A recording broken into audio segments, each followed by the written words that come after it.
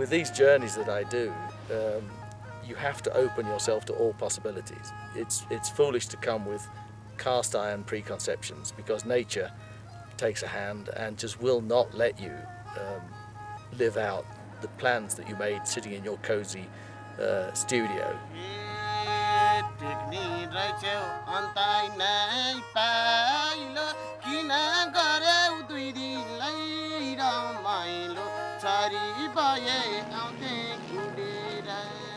I get my inspiration from these wild places. The whole purpose of my work is to describe them and bring them back and show them to people.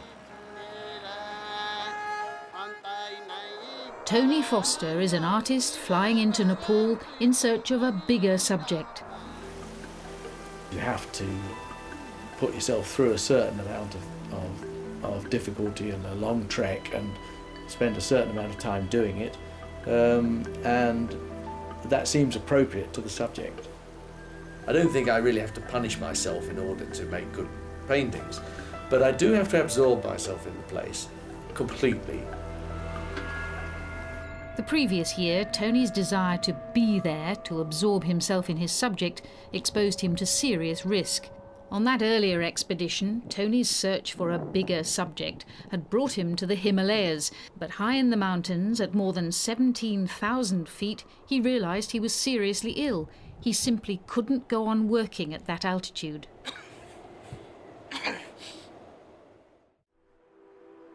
Now, back in Nepal after a year, the first days of trekking take Tony and his companions higher and higher, closer to the snow line, into thinner and thinner air.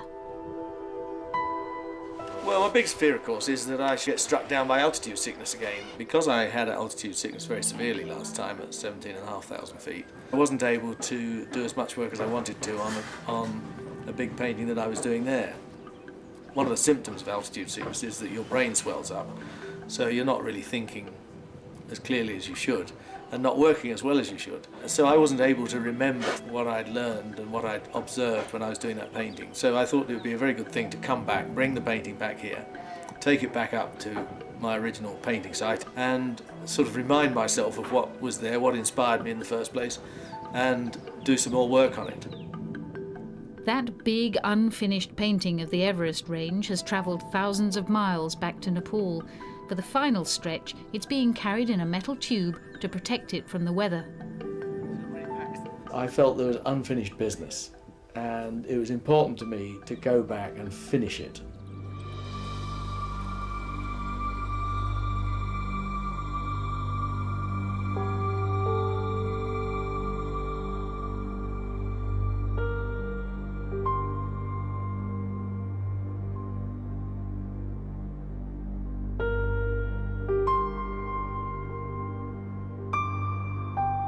Tony gets a glimpse of the view he's travelled thousands of miles to see.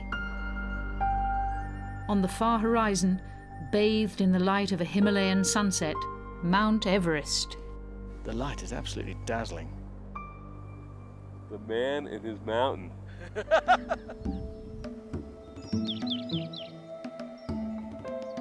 His painting encompasses not just Everest, but the peaks and valleys which surround it. It's been a long, gruelling journey to reach this point, but Tony believes you can only capture the essence of this landscape by being here. In a way, the more you do it in the field, the more authority the work has. I'm trying to bring together all the things that you notice and all the things that you smell, you hear, you feel. All those things play a part in the work. The Himalayan snow, for example, is the element which is going to reduce Mount Everest to dust in the end, if you wait long enough. To have a little piece of that in the painting, albeit melted into water, is sort of symbolic of the fact that there are eons of time here.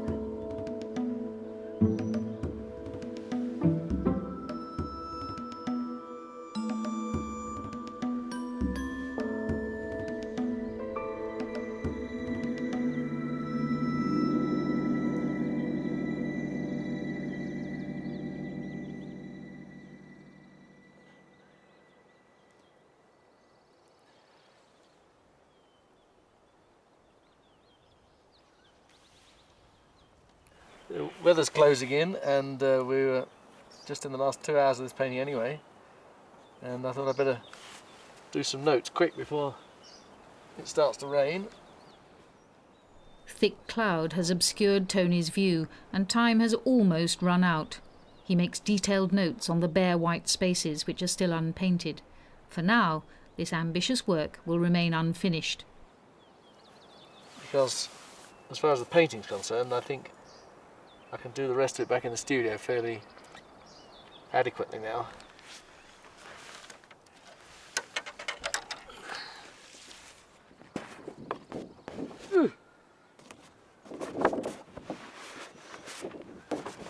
Is this where they say it's a wrap?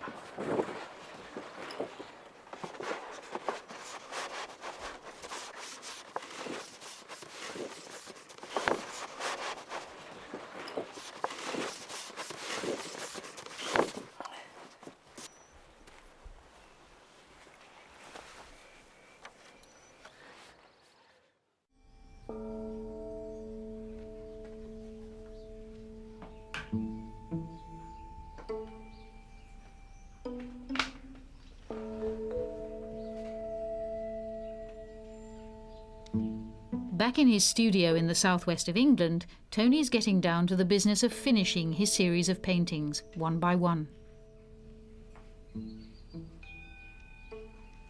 When you bring it back to the studio, you think about it much more in terms of actually making a painting work. They often take a lot of sort of serious, quiet contemplation back in the studio. Tony's big painting of the Everest range is all but complete. It's a roll of paper which has travelled from England to Nepal and back again twice. Now all that remains is to apply a few final brush strokes.